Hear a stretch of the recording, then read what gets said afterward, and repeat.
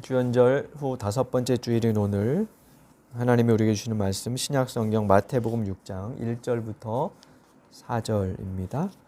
한 절씩 교독하겠습니다. 너희는 남에게 보이려고 의로운 일을 사람들 앞에서 하지 않도록 조심하여라. 그렇지 않으면 너희는 하늘에 계신 너희 아버지에게서 상을 받지 못한다.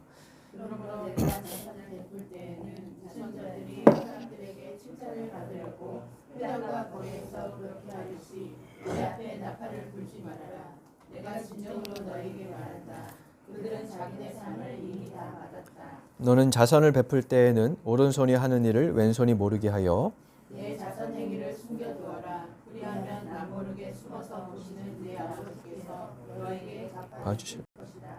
아멘.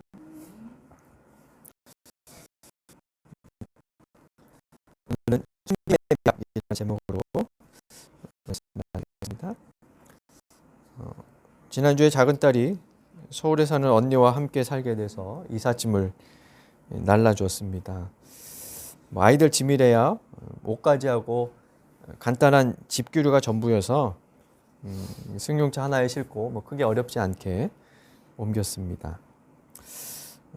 보통 이삿짐에서 공간을 가장 많이 차지하는 것은 가전제품하고 가구들이죠. 그리고 이사한 후에 그것들을 어디에 어떻게 배치하느냐에 따라서 집이 넓어 보이기도 하고 좀 비좁아 보이기도 하고 공간을 어떻게 활용하느냐 그 가구의 배치에 따라서 그것이 중요합니다. 아무리 잘 배치해도 튀어나온 손잡이나 모서리 또 커다란 가전제품 등은 어떻게 할 수가 없어서 미관상 좋지 않기도 하지요. 또 요즘에는 워낙 가전제품들도 크게 나오는 경우들이 있어서 자리를 많이 차지합니다. 근데 고급 주택 시공에서는 요즘에 빌트인 설계가 유행이라고 그러죠. 냉장고, 세탁기, 주방 용품 등을 보이게 드러내지 않고 벽면에 내장해서 공간 효율을 높이고 또 손잡이 같은 것도 이렇게 안 보이게 처리를 해서 미관상으로도 깔끔하게 보이는 그런 이제 공법이죠. 그래서 예전에는 고가 브랜드 제품을 사둔 집은 그걸 과시하려고 드러내서 딱 보여줬는데 요즘에는 숨김의 미학이 중요한 숨김의 미학을 중요하게 여기는 그런 시대라고 합니다. 오늘 본문에서 예수님은 우리에게 도덕 종교 행위에 있어서 숨김의 미학을 가르쳐 주세요. 5장 17절부터 시작되는 산상설교, 산상수훈의 본론에서 중요한 주제는 율법이었습니다. 5장 17절 우리 2주 전에 봤었는데요. 거기에서 주님은 당신은 이 율법을 폐지하러 오지 않고 완성하러 왔다라고 말씀하셨어요. 그리고 율법을 어떻게 완성하시고 또 한편 새롭게 하시는지를 구체적인 사례를 들어서 보여주셨는데 그게 지난주에 살펴보았던 6장 앞부분에 5장 후반부 21절부터 48절까지의 내용이었습니다. 여기에는 6가지 율법에 대한 6개의 반제가 나와요. 반제 그러면 반대되는 명제지만 완전 반대는 아니고 어떤 것은 좀 더 철저하게 만드시고 예를 들면 살인하지 말라. 그러면 사람의 목숨을 해하는 것 우리는 이렇게 생각하지만 예수님은 마음의 문제로 미움이 살인이다. 이렇게 접근하심으로 그 내용을 더 철저하게 만드시고요. 또 어떤 것들은 폐지함으로써 대체하기도 하시고 이렇게 하시죠. 그래서 6개의 반제 이렇게 부르는데 그 핵심은 이러한 방식의 율법 적용이 바리새인들, 율법 교사들, 율법주의자들의 의보다 더 나은 예수님의 제자들의 의다. 이렇게 이제 가르쳐 주시기 위함이었습니다. 그러니까 율법주의자들은 이렇게만 하면 의로운 거야. 이렇게 생각을 했지만 예수 공동체의 제자들은 그렇지 않다. 라고 알려주시는 거죠. 5장에서는 그렇게 6가지 반제로 율법 조항을 하나씩 사례로 들면서 말씀을 하셨다면 6장에는 그 율법을 실천하는 사람이 이제 핵심이 됩니다. 율법을 실천하는 사람들을 사례로 삼아서 실천의 원칙을 율법주의자들의 실천과 대조해서 가르쳐 주세요. 그래서 오늘 읽은 6장 1절에 보면 의로운 일을 사람들 앞에서 하지 않도록 조심해라 라고 하면서 말씀합니다. 당시 유대교인들이 의로운 일로 여겼던 것은 크게 3가지였습니다. 이 3가지를 행하면, 잘 실천하고 꾸준히 행하면 그는 의롭다라고 생각했는데 그것은 자선, 기도, 그리고 금식이었습니다. 그 3가지를 잘 실천하는 사람이 경건한 사람이었습니다.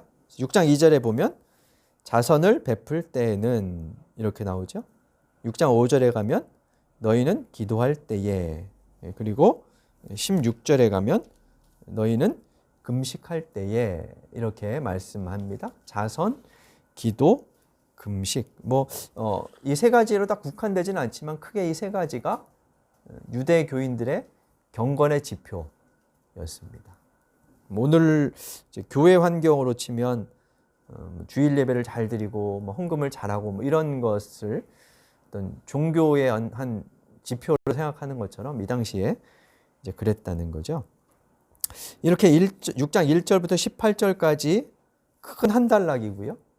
2절부터 18절까지 해서 그 3가지가 예로 제시되면서 그것을 행하는 사람들의 이야기가 나옵니다.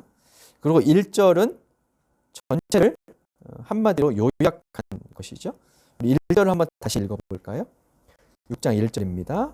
너희는 남에게 보이려고 의로운 일을 사람들 앞에서 하지 않도록 조심하여라. 그렇지 않으면 너희는 하늘에 계신 너희 아버지에게서 상을 받지 못한다. 여기서 남에게 보이려고 의로운 일을 하는 사람들은 누구였을까요? 그리고 그들은 어떤 방식으로 자신들의 의로운 일을 사람들 앞에 보였을까요? 그 자세한 사례가 이제 2절부터 나오죠. 물론 먼저 이 사람들은 앞에서 예수님께서 제자들과 반대 입장에 두었던 율법 교사들, 바리새 사람들, 그냥 통칭해서 율법주의자들 이렇게 부를 수 있는 사람들이었습니다. 방식은 5장과 같아요. 5장에 보면 너희는 옛사람들에게서 이러이러한 이야기를 들었다. 그러나 나는 너희에게 이렇게 말한다. 이런 형식으로 말씀을 하셨었는데 오늘 본문 6장도 비슷합니다. 먼저 율법주의자들이 율법을 이렇게 지킨다. 그러나 너희는 이렇게 하여야 한다. 라고 말씀을 하시죠. 동일한 어구로 그래서 2절과 5절과 16절이 기술되어 있는 것을 볼 수가 있습니다. 우리 2절하고 5절만 한번 읽어보겠습니다. 먼저 2절 읽겠습니다. 그러나 내가 자선을 베풀 때에는 위선자들이 사람들에게 칭찬을 받으려고 회당과 거리에서 그렇게 하듯이 네 앞에 나팔을 불지 말아라. 내가 진정으로 너희에게 말한다. 그들은 자기를 이미 다 받았다. 5절 읽어보겠습니다. 너희는 기도할 때에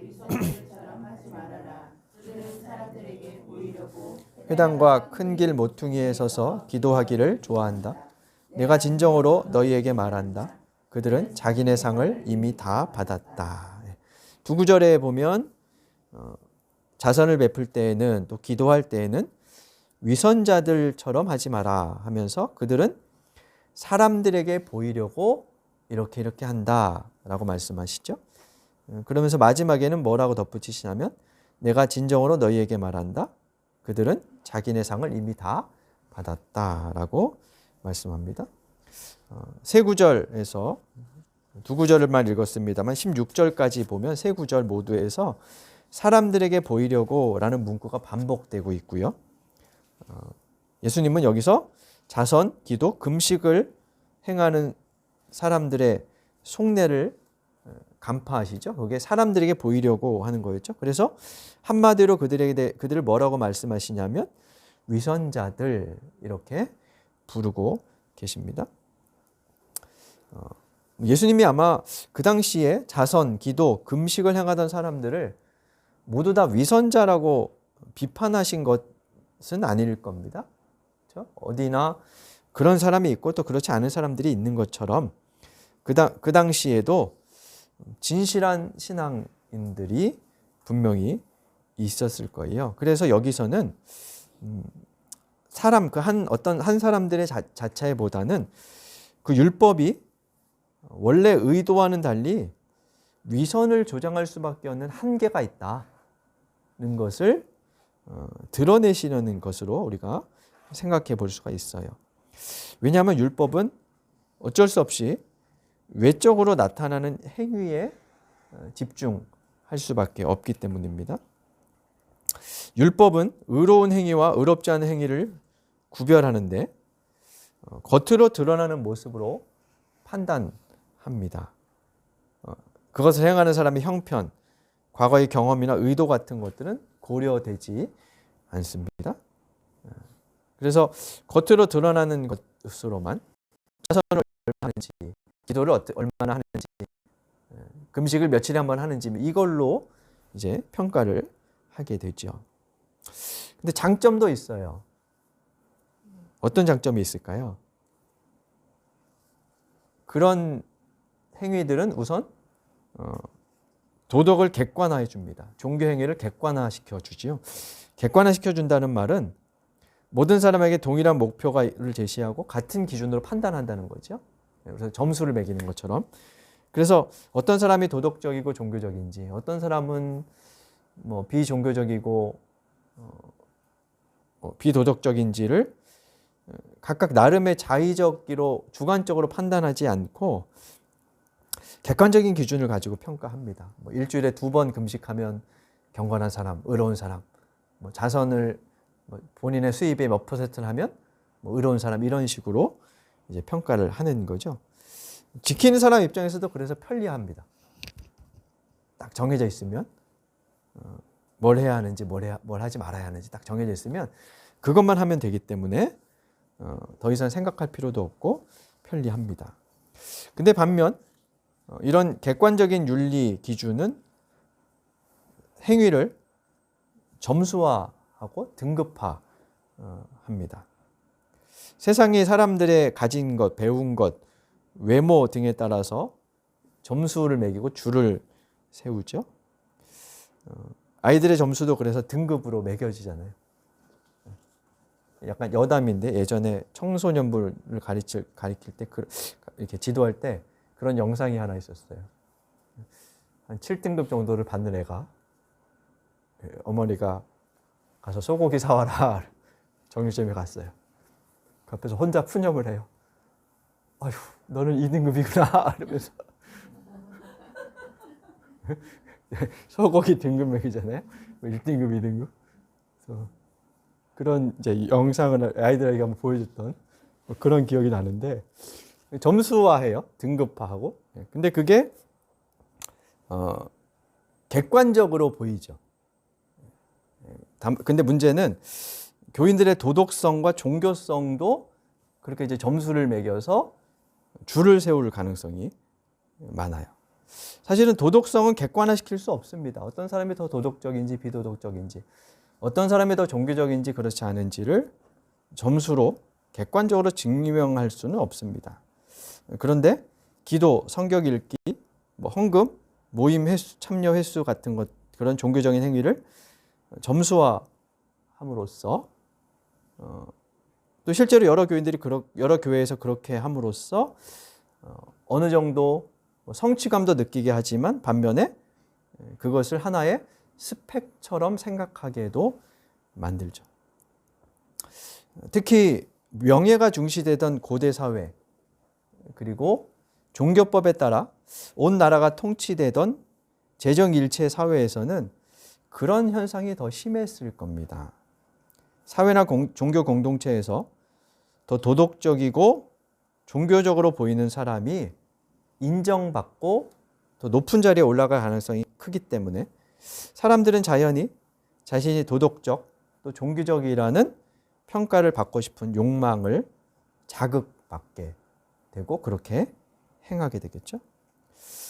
물론 이것을 반드시 부정적으로만 볼 필요는 없습니다. 왜냐하면 그것이 서로의 실천을 자극하는 효과도 있기 때문이죠. 그래서 그렇지 않은 사람을 더 선하고 바르게 행동하도록 동기를 부여한다는 측면에서는 긍정적으로 볼 수 있습니다. 그러나 그에 비해서 예수 당시 유대 사회에는 부작용이 훨씬 더 컸고요. 지금도 그에 버금간다 생각이 됩니다. 사람들의 종교성과 도덕성을 외적 기준으로만 평가하다 보니까 그의 참 사람됨, 의도 그런 것과 무관하게 점수를 조작하는 것이 가능해요. 그렇게 보이도록 그거죠. 오늘 본문에 따르면 그렇게 보이도록 함으로써 내 점수를 내가 조작할 수 있는 거죠. 더 높은 점수를 받기 위해 자신의 행위를 사람들에게 과시하는 사람들이 오늘 본문의 예수님의 예처럼 그렇게 생겨나는 거죠. 그래서 결과적으로는 율법주의, 도덕과 종교의 점수화는 사람들의 실천을 보이기 위한 것으로 변질시킬 가능성이 있습니다. 그런 이들을 향해서 주님은 위선자라고 하시는 거죠.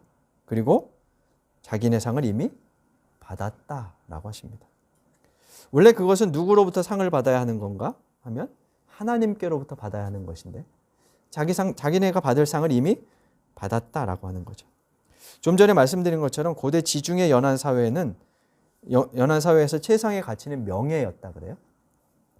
그리스 로마 사회에서 가장 중요한 가치는 명예였어요. 돈을 많이 버는 것보다 더 중요한 것이 명예를 얻고 그 명예를 지키는 것이었습니다. 그래서 어떤 사람이 도덕적인 행위, 종교적인 실천을 통해서 사람들에게 인정을 받을 때 그로 인해 얻는 사회적 명예, 저 사람 참 훌륭한 사람이다 라고 하는 칭찬과 명예의 획득은 지금 우리가 생각하는 것보다 훨씬 더 컸습니다. 그들은 자기네 상을 이미 받았다라고 할 수 있을 만큼 그 칭찬과 명예의 획득이 이미 다 상이 된 거죠. 그래서 아마도 그랬기 때문에 도덕, 종교적인 행위를 숨기지 않고 드러냈을 것이고 심지어는 부풀리려는 위선의 유혹도 지금보다 컸을 겁니다. 예수님은 이어지는 구절에서 그리스도인들의 도덕, 종교적 실천이 그런 위선자들과는 달라야 한다고 하시죠. 3절과 4절에 보니까 너는 자선을 베풀 때에는 이라면서 2절에서 위선자들이 자선을 베풀 때는 이렇게 했다 하시며 3절에서 너희는 이렇게 해라 라고 말씀하십니다. 우리 3절과 4절 한번 읽어보겠습니다. 6장 3절 4절입니다. 너는 자선을 베풀 때에는 오른손이 하는 일을 왼손이 모르게 하여 내 자선 행위를 숨겨두어라. 그리하면 갚아주실 것이다. 아멘. 6절과 17, 18절에서도 기도와 금식을 말하는 부분도 역시 같은 어구로 구성되어 있습니다. 자선, 기도, 금식을 어떻게 하라는 건가요? 모르게 하라는 거죠. 숨어서 숨겨두라는 겁니다. 자선을 베풀 때는 오른손이 하는 일을 왼손이 모르게 하고, 기도할 때는 골방에 들어가서 하고, 금식할 때는 초췌하게 보이지 말고 남들이 모르게 단장을 잘하고 나서라라고 하십니다. 그러면서 그렇게 하면 남모르게 숨어서 보시는 아버지께서 갚아주실 것이다 라고 말씀합니다. 4절에 따르면 하나님은 숨어서 보시는 분이라고 되어 있어요. 숨어서 보시는 분 그러면 마치 하나님이 비밀 요원처럼 뒤를 따라다니며 몰래 감시하시는 것처럼 그렇게 생각되지만 그런 말은 아니고요. 숨어서 보신다 하는 일은 우리가 하는 일을 다 보시고 하신다는 그런 거겠죠. 하나님은 숨은 것을 보시는 분입니다. 바꿔 말하면 숨김의 미학을 아시는 분이라는 겁니다. 그래서 우리에게도 숨김의 미학을 아는 사람들이 되라고 하십니다. 오늘 본문에서 바리새파 사람들, 율법주의자들을 따르지 말라고 하시는 것은 그들이 자선, 기도, 금식을 하지 않았기 때문이 아닙니다. 그것이 자기 과시의 수단이었기 때문이지 그 의도의 문제를 지적하신 것이지 그 행위를 하지 말아야 한다는 것은 아니죠. 누가복음 18장에 보면 바리새인과 세리의 기도가 나옵니다. 아마 한번 들어보셨을 겁니다. 거기에 보면 바리새인이 하나님께 기도하는데 자신의 행위를 자랑 삼아 해요. 나는 소득의 11 몇 프로를 드리고 몇 번씩 금식하고 뭐 이러면서 자랑합니다. 주변에 사람들이 있었으니까 사람들이 들으라고 하는 것도 있었을 것이고 기도라는 맥락에서 볼 때 그것은 하나님께 자랑하는 거죠. 하나님께도 자신의 행위가 자랑스러운 일로 그렇게 얘기하는 거예요. 그러면서 이어지는 그 18절 누가복음 18장 말씀을 보면 그의 자기 과시는 다른 사람에 대한 무시와 배제로 이어집니다. 율법을 잘 지키는 것은 좋은 일입니다. 자기 자신에게만 적용한다면 그렇습니다.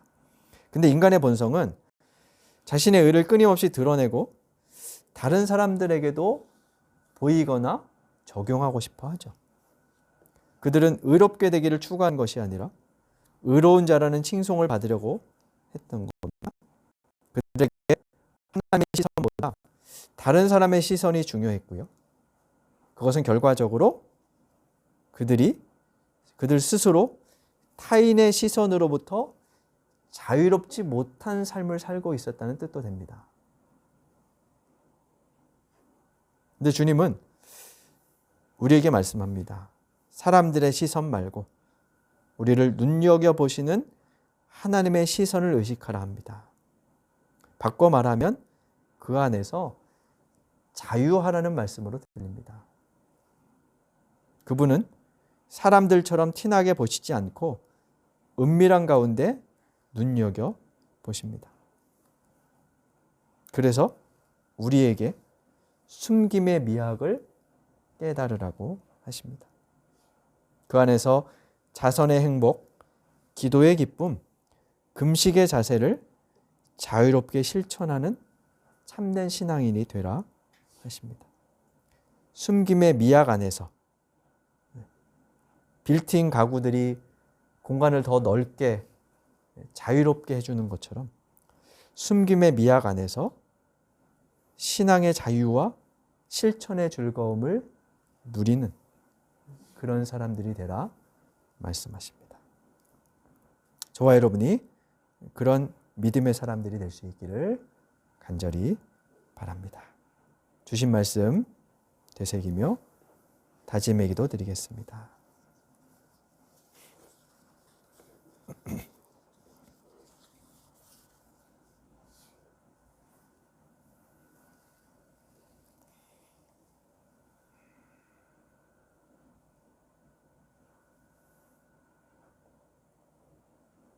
하나님, 저희가 그동안 해왔던 여러 종교적인 행위들이 혹 사람들에게 보이기 위해 인정받기 위해 하던 것은 아니었는지 돌아봅니다.